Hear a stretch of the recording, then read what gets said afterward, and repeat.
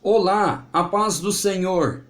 Gostaria de compartilhar um pouco do meu devocional deste dia, que está fundamentado na Epístola do Apóstolo Paulo aos Romanos, capítulo de número 15, versículo de número 16. É uma carta que eu venho lendo já há alguns dias e é uma carta muito importante dentro do estudo bíblico, dentro das questões doutrinárias.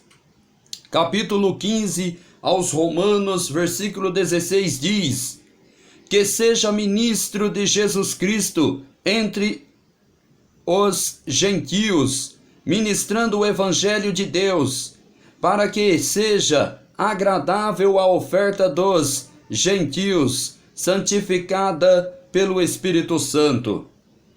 Neste versículo, levando em consideração todo o contexto que Paulo vem desenvolvendo lá no capítulo 14, entrando pelo capítulo 15, e agora no versículo 14 ao 33, ele fala justamente sobre o seu apostolado, bem como os seus propósitos evangelísticos, o seu propósito no tocante à obra de Deus que ele tinha ainda por fazer. Por mais alguns dias ele estaria ou tinha a esperança de estar realizando. E o apóstolo Paulo, nesse versículo 16, ele vai fazer uso de uma palavra chamada ministro. E ele diz aqui, ministro de Jesus Cristo entre os gentios. Com isso, ele está enfatizando o seu chamado para ser apóstolo entre os gentios. O principal chamado do apóstolo Paulo era para ser apóstolo entre os gentios. E é interessante que ele usa a palavra ministro dentro desse contexto, de acordo com os estudos. A palavra ministro aqui tem umas implicações sacerdotais, isto é, faz lembrar o Antigo Testamento, quando o sacerdote ministrava uma oferta perante Deus em favor do povo. E Paulo vai fazer esta espécie de alusão ao se referir aqui dele ser ministro de Jesus Cristo, portanto ministro de uma nova aliança, mas cuja implicação principal era em favor dos gentios. E ele ia fazer o quê? E de que maneira ele ia fazer isso? Através de ministrar o evangelho de Deus. Na medida que ele transmitisse o evangelho de Jesus Cristo para os gentios, ele visava o quê? Realizar uma oferta. É isso interessante que eu mesmo aprendi sobre esse ponto. Paulo visava aqui o quê? Trazer para Deus uma oferta. Mas era uma oferta financeira? Não. Era uma oferta muito mais profunda. Era uma oferta aqui no sentido de uma multidão de gentios convertidos à fé em Cristo, a fé salvadora em Cristo. Ele visava isso. Na leitura do versículo 16, você vai ver o propósito dele. Então ele ia ganhar essa multidão de que forma? Pregando o evangelho de Deus. Pregando o evangelho, ele conseguiria ganhar esta multidão de gentios que agora seriam convertidos, e isso tornaria esse povo gentil. Gentil era aqueles que não eram judeus, era tipo nós, do ponto de vista dos judeus, somos gentios, mas que para Deus hoje não há mais essa separação. Então, tanto judeus quanto gentios, para Deus não importa. Importava era o quê? Que fosse aceito mediante a pregação do evangelho, levado a ser aceito perante Deus. Então Paulo está escrevendo aqui essa carta e dizendo que ele, através da mensagem do evangelho, ganharia essa multidão de gentios, pois o propósito de Deus era justamente usá-lo para os gentios, para os não judeus, principalmente, e com isso, através da mensagem, apresentar essa multidão como se fosse uma oferta, tal qual no Antigo Testamento, só que agora era uma oferta de pessoas salvas em Cristo Jesus. E essa salvação sendo genuína, uma conversão genuína, provocada pela mensagem do Evangelho.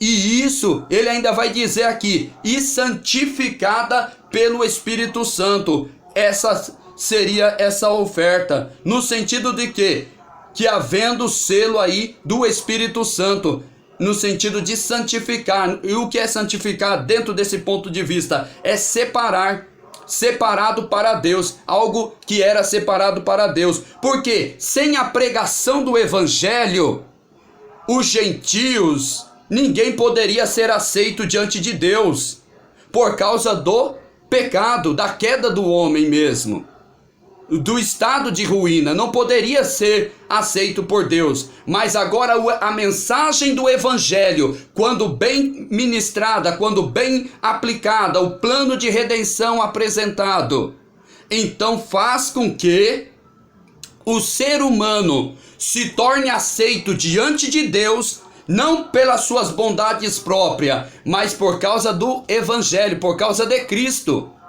E isso, dizia o apóstolo Paulo aqui, se tornaria uma oferta diante de Deus. Por quê? Porque o desejo de Deus, como ele vai mostrar nos versículos 9 ao 12 do capítulo 15, era que tanto gentios fosse como judeus fossem juntos, servissem ao Senhor, cultuassem a Deus, coisa que no Antigo Testamento isso não seria possível. Isso era inimaginável, judeus e gentios servindo a Deus junto, jamais isso.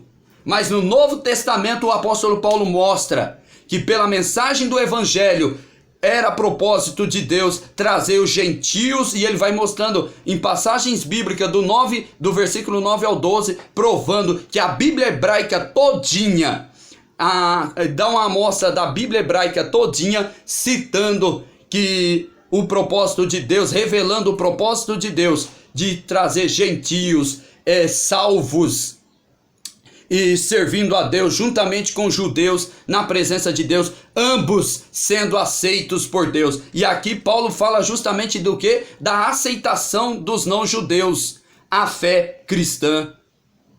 Deus aceitando por meio da pregação do Evangelho e pela santificação do Espírito Santo, aceitando uma multidão de gentios, como gentios convertidos, sendo aceito por Deus. E isso é tremendo. Por isso eu e você fomos aceitos por Deus graças à pregação do Evangelho. Isso tornou uma oferta diante de Deus. É por isso que somos uma oferta. É por isso que na mesma carta aos Romanos, no capítulo 12, o apóstolo Paulo vai dizer o quê?